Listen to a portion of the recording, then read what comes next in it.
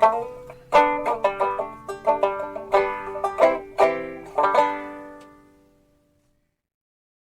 you've got your banjo, you're going to need to tune it. But just before we do, I just want to say a couple of words about the anatomy of a banjo, perhaps.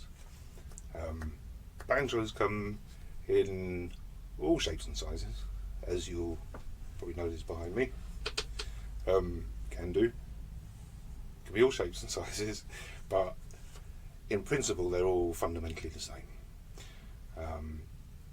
So if you're a guitarist, then one of the things that's different is that the head of the neck is known as a peg head, because it accommodates the pegs, the tuning pegs, but it's distinct from the head of the body, sort of thing.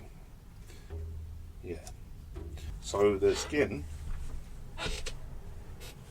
is much thinner than the soundboard of a guitar, and that's one of the things that makes the banjo so beautifully resonant, but is also problematic when tuning.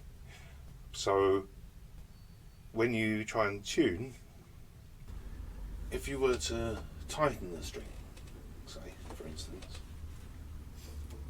then because the skin is so thin, it actually pushes the bridge. That's the bridge. Pushes the bridge down into the skin. And if it does that even very slightly, it would actually straighten the string slightly, which would have the effect of shortening it, which would change the pitch. So tightening, or indeed loosening, one string can actually affect the pitch of the tunings of all the others.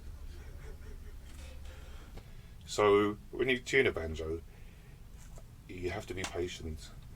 You probably have to go round twice, at least. And for this reason, get yourself a tuner. You've got a banjo, get yourself a tuner. One of those nice digital tuners with a clip on your peg head.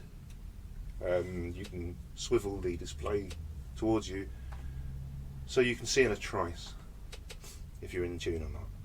The thing is, if you're like me, I can hear it's out of tune, alright? But whether it's too high, when it gets close, whether it's too high or too low, it's very hard to say. For me, impossible.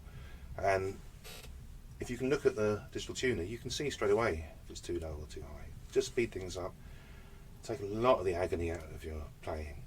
And because the skin of the banjo is so much more mobile, a lot of the energy from the strings that you play is transferred to the other strings, so they ring in harmony. The strings that are harmonically sympathetic to the notes that you're playing will get excited and begin to ring along too. And that's the magic, that beautiful resonance. But of course, if you're not in tune, that effect can be lost, certainly diminished. So that was the point I wanted to make. So you need to be patient, you need to get yourself a tuner. You really do. So, with that in mind, we'll move on to the next phase, tuning.